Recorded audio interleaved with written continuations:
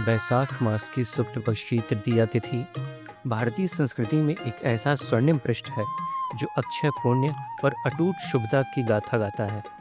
यह पावन दिन, जिसे अक्षय तृतीया के दिव्य नाम से जाना जाता है, अपने गर्भ में अनेक अलौकिक घटनाओं को समेटे हुए है, जिसने इसे और भी महामहिम बना दिया है।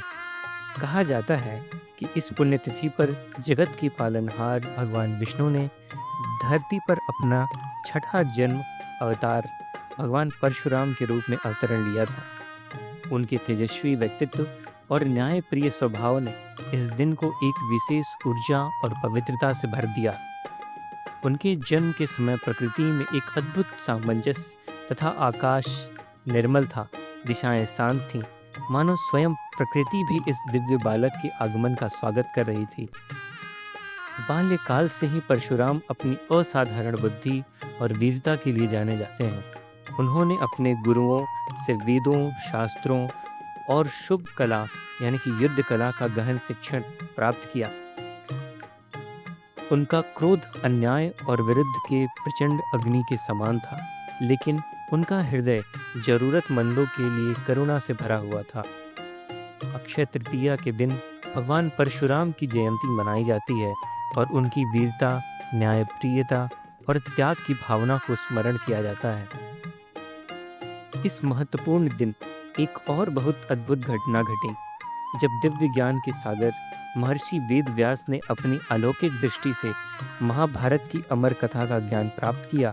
यह कथा, जो धर्म, कर्म, न्याय और जीवन की गूढ़ रहस्यों का भंडार है, युगों युगों तक मानव जाति का मार्गदर्शन करती रहेगी।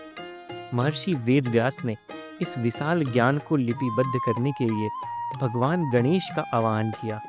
भगवान गणेश अपनी विलक्षण बुद्धि और लेखन कौशल के लिए जाने जाते हैं।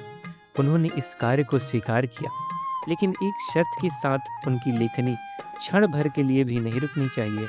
महर्षि वेद व्यास ने इस पर अपनी सहमति जताई और इस प्रकार अक्षय तृतीया के शुभ दिन महाभारत की लेखन प्रक्रिया का आरंभ हुआ, जो ज्ञान और साहित्य के इतिहास में एक अविस्मरणीय घटना बन गई। इस पवित्र तिथि पर स्वर्ग से मां गंगा का पृथ्वी पर अवतरण हुआ, जिससे यह धरा न केवल पवित्र हुई बल्कि जीवनदायिनी भी बनी। राजा भगीरथ के कठोर तप और अटूट संकल्प से परिणाम स्वरूप मां गंगा स्वर्ग से दिव्य लोक से पृथ्वी पर उतरी।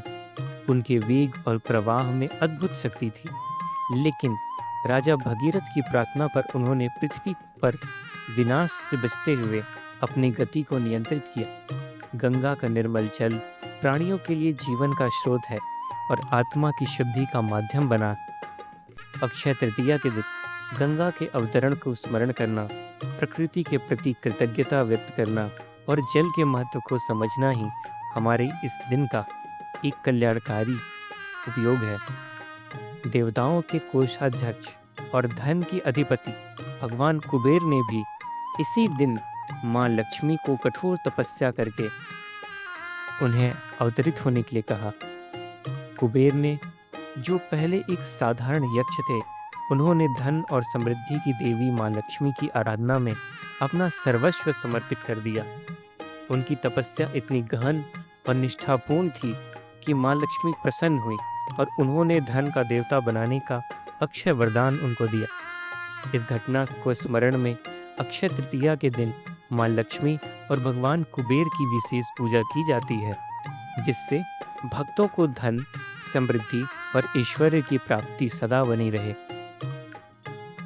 एक समय भगवान कृष्ण ने परम मित्र सुदामा, जो अपनी गरीबी और दीनता से अत्यंत व्यथित थे, अपने प्रिय सखा से मिलने द्वारकापुरी की ओर चल पड़े। उनके हृदय में कृष्ण के प्रति अटूट प्रेम और विश्वास था, लेकिन उनके पास उन्हें भेंट करने के लिए मुट्ठी भर चावल के सिवा कुछ भी न था। द्वारकापुरी के वैभव और कृष्ण के महत्व की भव्यता देखकर सुदामा संकोच में पड़ गए, लेकिन जैसे ही भगवान कृष्ण ने अपने मित्र को देखा, वे सिंहासन से उठकर दौड़ गए। उन्होंने गले लगाते हुए सुदामा को अपने बाहों में भर लिया। कृष्ण ने सुदामा के लाए हुए चावलों को बड़े ही प्रेम और श्रद्धा से खाया। इस निस्वार्थ प्रेम और मित्रता के प्रतीक के रूप में भगवान कृष्ण ने सुदामा को अपार धन और समृद्धि का आशीर्वाद दिया, जो कभी छीड़ नहीं हुई। यह कथा हमें सिखाती है कि सच्ची मित्रता और प्रेम भौतिक संपदा से कहीं अधिक मूल्यवान है, और निस्वार्थ भाव से किया गया छोटा सा दान भी अक्षय फल देता है।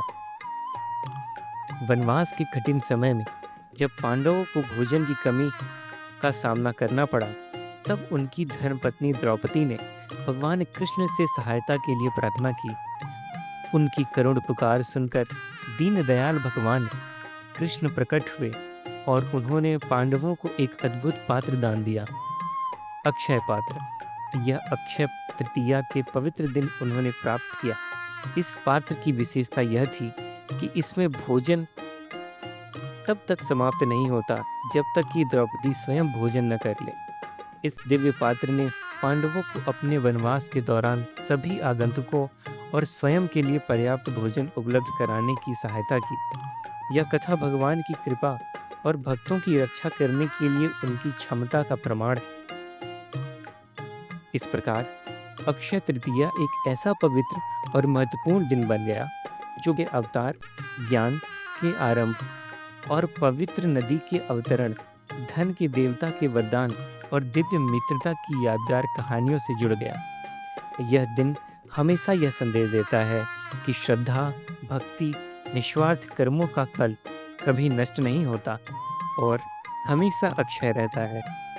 इसीलिए इस दिन किए गए शुभ कार्य, दान और नई शुरुआतें हमेशा सकारात्मक परिणाम देती हैं और जीवन में सुख, समृद्धि और अक्षय पूर्ण की वृद्धि करती है। यह पर्व हमें धर्म, कर्तव्य और प्रेम के शाश्वत मूल्यों की याद दिलाता रहेगा।